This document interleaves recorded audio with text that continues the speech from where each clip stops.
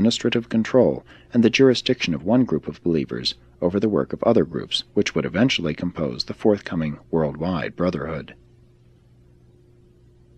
But John oftentimes recounted this experience in connection with his subsequent labors in behalf of the kingdom. Nevertheless, many times did the apostles take offense at those who made bold to teach in the Master's name. To them it always seemed inappropriate that those who had never sat at Jesus' feet should dare to teach in his name.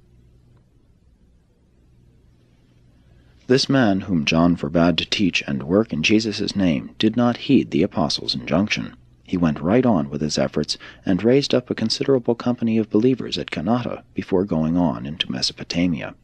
This man, Aden, had been led to believe in Jesus through the testimony of the demented man whom Jesus healed near Caressa, and who so confidently believed that the supposed evil spirits which the Master cast out of him entered the herd of swine and rushed them headlong over the cliff to their destruction. 3. Instruction for teachers and believers. At Edrei, where Thomas and his associates labored, Jesus spent a day and a night, and, in the course of the evening's discussion, gave expression to the principles which should guide those who preach truth, and which should activate those who teach the gospel of the kingdom. Summarized and restated in modern phraseology, Jesus taught, "Always respect the personality of man. Never should a righteous cause be promoted by force. Spiritual victories can be won only by spiritual power." This injunction against the employment of material influences refers to psychic force as well as to physical force. Overpowering arguments and mental superiority are not to be employed to coerce men and women into the kingdom. Man's mind is not to be crushed by the mere weight of logic or overawed by shrewd eloquence. While emotion as a factor in human decisions cannot be wholly eliminated, it should not be directly appealed to in the teachings of those who would advance the cause of the kingdom. Make your appeals directly to the divine spirit that dwells within the minds of men. Do not appeal to fear, pity, or mere sentiment. In appealing to men, be fair, exercise self-control, and exhibit due restraint. Show proper respect for the personalities of your pupils. Remember that I have said, "Behold, I stand at the door and knock, and if any man will open, I will come in." In bringing men into the kingdom, do not lessen or destroy their self-respect.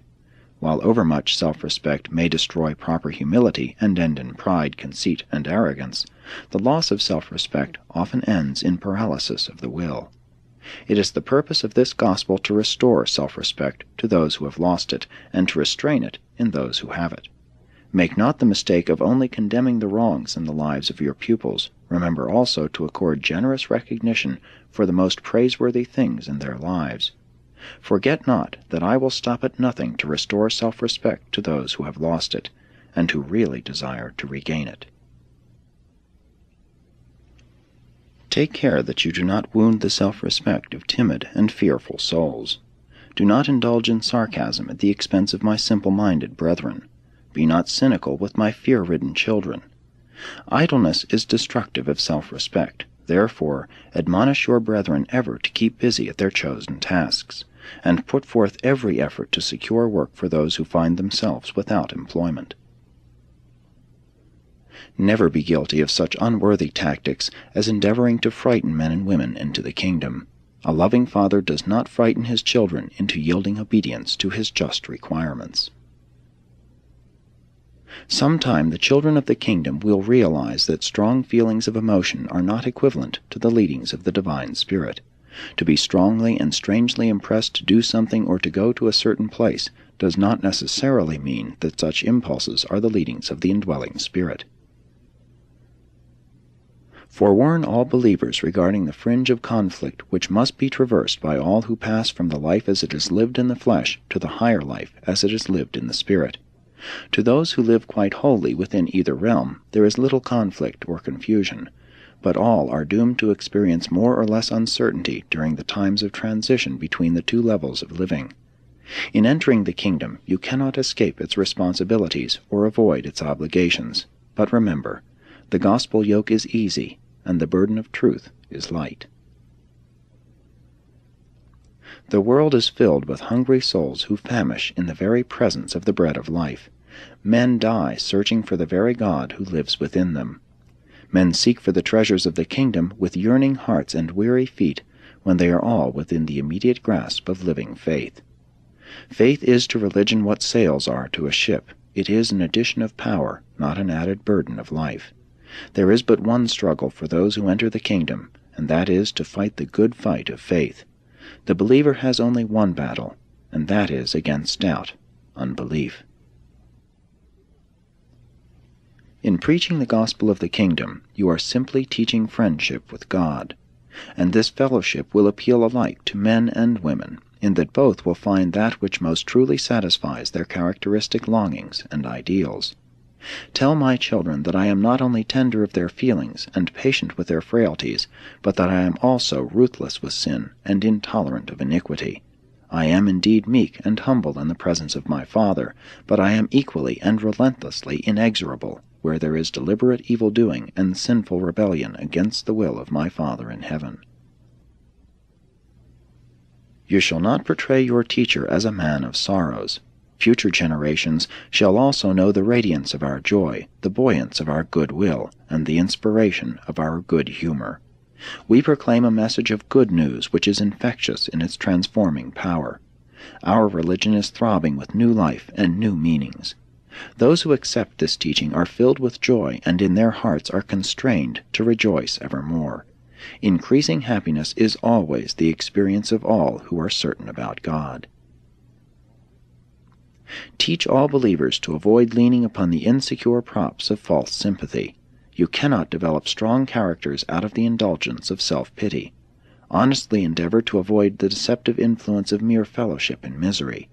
Extend sympathy to the brave and courageous, while you withhold overmuch pity from those cowardly souls who only half-heartedly stand up before the trials of living. Offer not consolation to those who lie down before their troubles without a struggle. Sympathize not with your fellows, merely that they may sympathize with you in return. When my children once become self-conscious of the assurance of the divine presence, such a faith will expand the mind, ennoble the soul, reinforce the personality, augment the happiness, deepen the spirit perception, and enhance the power to love and be loved. Teach all believers that those who enter the kingdom are not thereby rendered immune to the accidents of time or to the ordinary catastrophes of nature. Believing the gospel will not prevent getting into trouble, but it will ensure that you shall be unafraid when trouble does overtake you. If you dare to believe in me and wholeheartedly proceed to follow after me, you shall most certainly by so doing enter upon the sure pathway to trouble. I do not promise to deliver you from the waters of adversity, but I do promise to go with you through all of them. And much more did Jesus teach this group of believers before they made ready for the night's sleep. And they who heard these sayings treasured them in their hearts, and did often recite them for the edification of the apostles and disciples who were not present when they were spoken. 4. The talk with Nathanael. And then went Jesus over to Abila, where Nathanael and his associates labored. Nathanael was much bothered by some of Jesus' pronouncements, which seemed to detract from the authority of the recognized Hebrew Scriptures. Accordingly, on this night, after the usual period of questions and answers, Nathanael took Jesus away from the others and asked, "Master, could you trust me to know the truth about the Scriptures? I observe that you teach us only a portion of the sacred writings, the best as I view it, and I infer that you reject the teachings of the rabbis to the effect that the words of the law are the very words of God, having been with God in heaven even before the times of Abraham and Moses. What is the truth about the Scriptures?" When Jesus heard the question of his bewildered apostle, he answered, "Nathanael, you have rightly judged. I do not regard the Scriptures as do the rabbis. I will talk with you about this matter on condition that you do not relate these things to your brethren, who are not all prepared to receive this teaching. The words of the law of Moses and the teachings of the Scriptures were not in existence before Abraham. Only in recent times have the Scriptures been gathered together as we now have them. While they contain the best of the higher thoughts and longings of the Jewish people, they also contain much that is far from being representative of the character and teachings of the Father in heaven. Wherefore must I choose from among the better teachings those truths which are to be gleaned for the gospel of the kingdom.